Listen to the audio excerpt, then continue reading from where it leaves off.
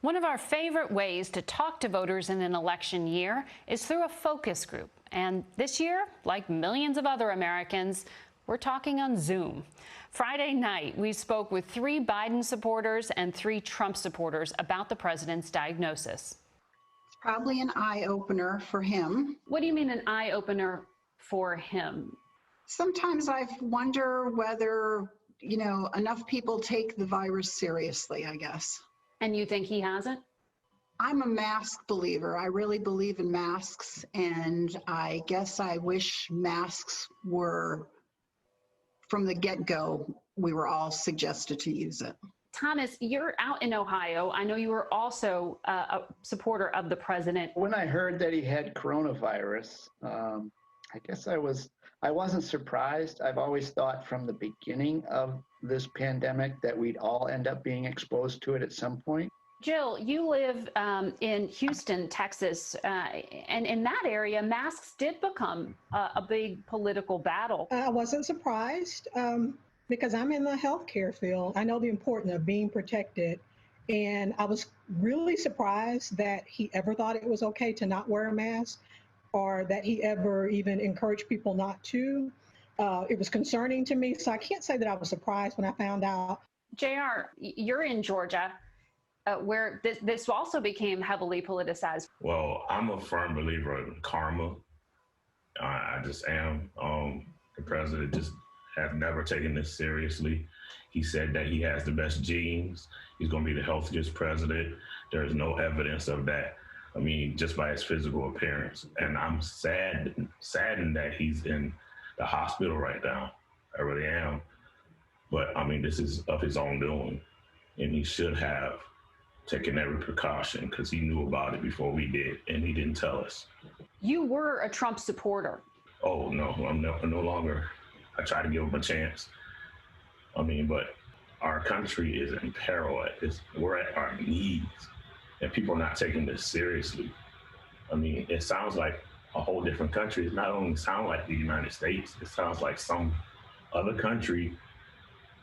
And we're going through all of this. It's so sad. It is sobering news today. Lori, you live outside Nashville, Tennessee. When it comes to the president's health, are you trusting the news you're receiving?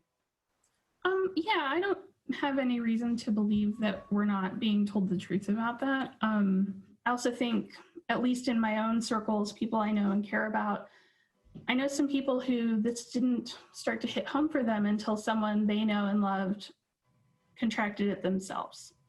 And so that may be the case here, that just seeing someone prominent who has it may change the way you feel about the public health recommendations. I hope that it will. Can I see a show of hands from those of you who believe that the news of the president's illness will affect the presidential campaign? Will it affect votes? Jill, why do you think this will affect votes? Knowing that he now has the virus, and all the people that maybe went out and supported him, that maybe went to rallies and did things and didn't wear masks, maybe they feel a little betrayed. So it may affect a few people. Juan, do you feel you've been misled? Not in the least bit. He told us from the beginning.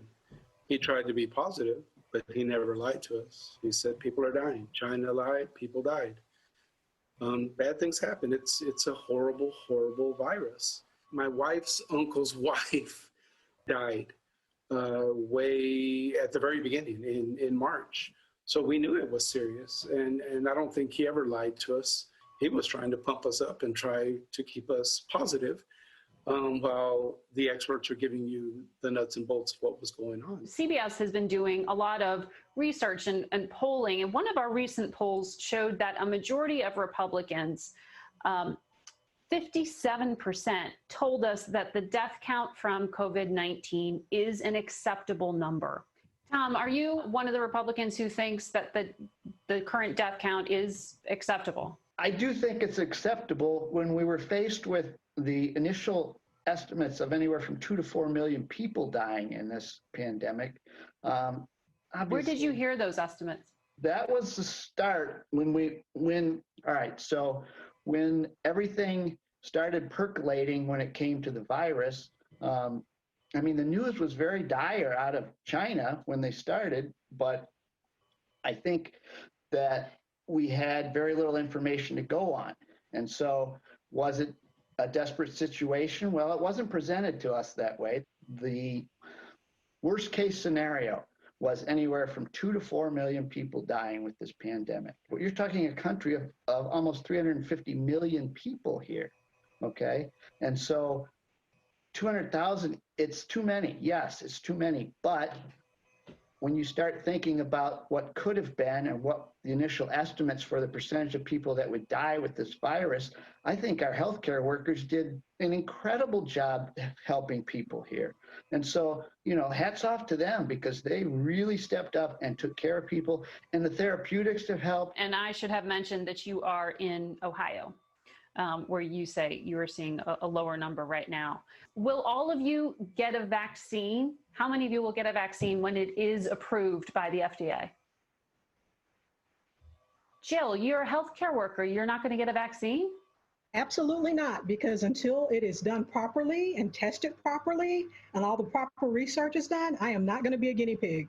Because basically that's what they're going to be doing, because by rushing it and by trying to, you know, say, okay, we've got the vaccine, everything's back to normal, all they're doing is they're going to be testing it on humans, and I will not be a human test dummy.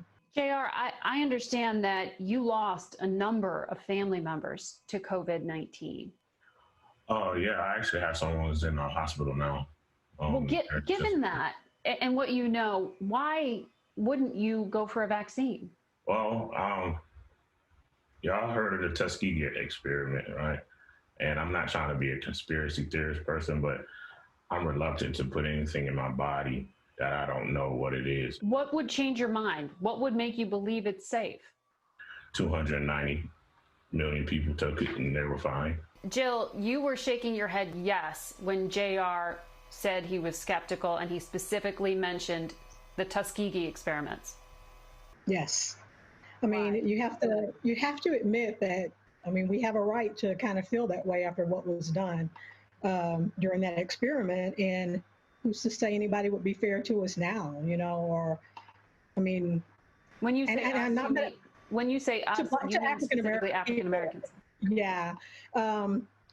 And I'm not a person that normally thinks that way, but I mean, when I look at everything going on in the world now and all the racial divide and everything, it just makes me a little bit less trusting. I agree with Jill exactly the same. I just feel like, you know, African Americans, people of color, at first thought that, hey, we weren't going to get this disease. And now we're finding that, hey, we're one of the essential targets of this disease, and we're bearing the brunt of this disease. I literally have people who have died from this disease that I know, and someone's in intensive care right now, and my heart's breaking. So for me to take this vaccine that they going to push out faster than anything that I've ever heard of, they still haven't found a vaccine for AIDS. Mm-hmm. And how you going to put out a vaccine in less than a year? That it really just, I cannot understand that. It doesn't compute in my mind. I'm sorry.